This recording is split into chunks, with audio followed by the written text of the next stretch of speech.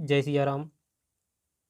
इधर राजा दशरथ को जब मुखाग्नि देकर के भरत सभी नगरवासी वापस अयोध्या आ जाते हैं, उसकी बाद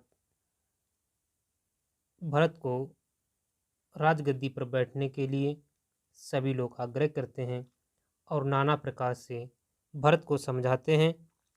कहा गोस्वामी तुलसीदास जी ने, सब प्रकार भूपत बड़ भागी, बाद विषाद करऊं ते लागी। ये सुन समझ सोच पर हरऊ, सिरधर राज रजायुस करहु। राजा सब प्रकार से बड़भागी थे, उनके लिए विषाद करना व्यर्थ है। यह सुन और समझ कर सोच त्याग दो और राजा की आज्ञा से चढ़ाकर तद अनुसार अपना कार्य करो। राय राजपत तुम कहूँ दीना, पिता बचन फिर चाहूँ कीना। तजे राम जे बचन ही लागी, तन पर हरऊ राम बिरहागी। राजा ने राजपद तुमको दिया है, पिता का वचन तुम्हें सत्य करना चाहिए। जिन्होंने वचन के लिए ही श्री रामचंद्र जी को त्याग दिया और राम विरह की अग्नि में अपने शरीर की आहुति दे दी है। हे भरत, नृप्रहे बचन प्रिय नहीं प्रिय प्राणा, करऊ तात पित बचन प्रवाना। करऊ शीस धर भूप रजाई, हई तुम का सब भांत भलाई। राजा को वचन प्रिय थे, प्राण प्रिय नहीं थे। इसीलिए हे तात, पिता के वचनों को प्रमाण सत्य करो, राजा की आज्ञा से चढ़ाकर पालन करो, इसमें तुम्हारी सब तरह भलाई है। परशुराम पित आज्ञा राखी, मारी मात लोग सब साखी। तने चने जताही जो बन दयऊ, पित आज्ञा अग अज सुन भयऊ। परशुराम जी ने पिता की आज्ञा रखी और माता को मार डाला। हे भरत, सब लोग इस बात के साक्षी हैं। राजा ययाति के पुत्र ने पिता को अपनी जवानी दे दी थी। पिता की आज्ञा पालन करने से उन्हें पाप और अपयश नहीं हुआ। भरत बात को समझिए और राजगद्दी को संभालिए, पिता की आज्ञा का पालन करिए। अनुचित उचित विचार तज, जे पालई पितुवैन।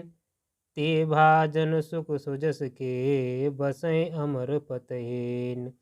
मंगल भवन अमंगल हारी, द्रवौ सुदशरथ अजरु बिहारी। जो अनुचित और उचित का विचार छोड़कर पिता के वचनों का पालन करते हैं, वे सुख योग के पात्र होते हैं। अंत में इंद्रपुरी स्वर्ग में निवास करते हैं। भरत, सुनो बात को समझो। अवस नरेश बचन पुर करहूँ, पालऊ प्रजा शोक पर हरऊ।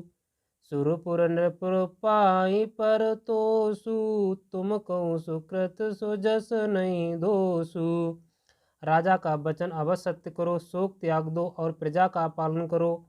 ऐसा करने से स्वर्ग में राजा संतोष पावेंगे और तुमको पूर्ण और सुंदर यश मिलेगा, दोष नहीं लगेगा। हे भरत, वेद विदित संवद सबहि का, जे पित दे सो पाई टीका। करऊ राज पर हरऊ गलानी, मानव मोर बचन हित जानी। यह वेद में प्रसिद्ध है और स्मृत पुराण सभी शास्त्रों के द्वारा सम्मत है कि पिता जिसको दे वही राज तिलक पाता है। इसीलिए तुम राज्य करो, गिलानी का त्याग कर दो। अब तुम्हें गिलानी नहीं करनी चाहिए, मेरे वचनों को हित समझ कर मानो। सुन सुख लवहि राम वै देई, अनुच कहवना पंडित केई। कौशल्याद सकल में तारी, तेव प्रजा सुख होई सुखारी। इस बात को सुनकर श्री रामचंद्र जी और जानकी जी सुख पावेंगे और कोई पंडित इसे अनुचित नहीं कहेगा। कौशल्या जी, आज तुम्हारी सब माताएं भी प्रजा के सुख से सुखी होंगी। परम तुम्हार राम कर जानै, सो सब विद तुम सन भल मानै। सौंपऊ राज राम के आए, सेवा करो सने सुहाए।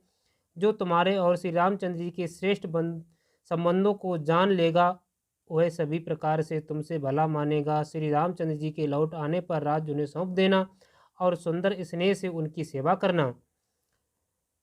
कीजे गुरु आयुष अवस, कहें सचिव कर जोर। रघुपत आए उचित जस, तत सब करम वहोरे। मंगल भवन अमंगल हारी, ध्रुव सुदशरथ अजरु बिहारी। मंत्री हाथ जोड़कर कह रहे हैं, गुरु जी का आज्ञा का अवश्य पालन कीजिए। श्री रामचंद्र जी के लौट आने पर जैसा उचित हो तब फिर वैसा ही कीजिए। कौशल्याधर धीरज कही, पूति पत गुरु आयुष अहि। सो आदर करो हित मानी, तजो विषाद काल गत जानी।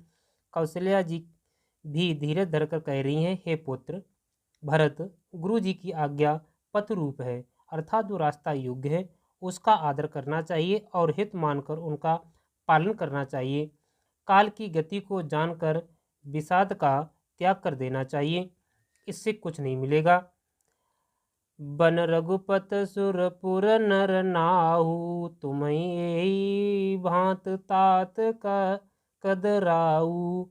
परिजन प्रजा सचिव सब अम्बा, तुम्हें सुत सब कहाँ अवलंबा। श्री रघुनाथ जी वन में हैं, महाराज सुरग का राज करने चले गए हैं और हे तात, तुम इस प्रकार कातर कह रहे हो। हे पुत्र, कुटुंब प्रजा मंत्री और सब माताओं के सबके एक तुम ही सहारे हो, इसलिए भरत बात मानिए और राज को संभालिए, राजगद्दी पर बैठिए। लख विद बाम काल कठिनाई, धीरज धरो मात बल जाई। सिरधर गुरु आयुष अनसरहूँ, प्रजापाल पर जन दुख हरहूँ।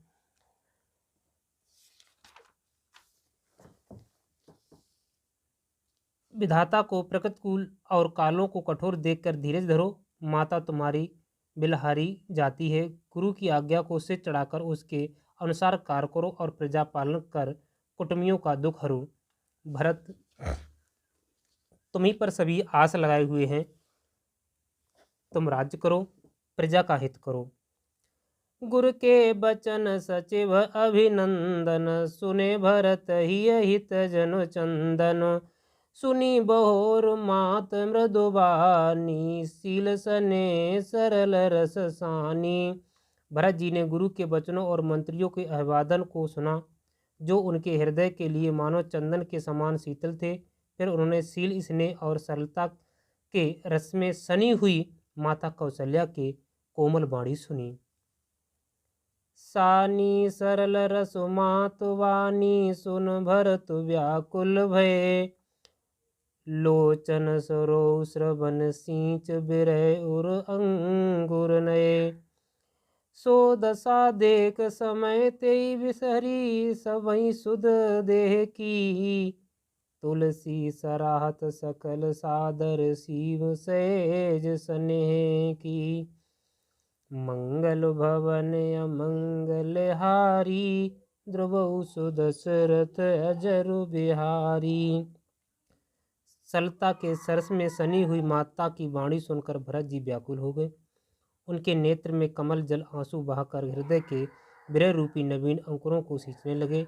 नेत्रों के आंसुओं ने उनके वियोग दुखों को बहुत ही बढ़ाकर उन्हें अत्यंत व्याकुल कर दिया। उनकी वह दशा देखकर उस समय सबको अपने शरीर की सुध भूल गई।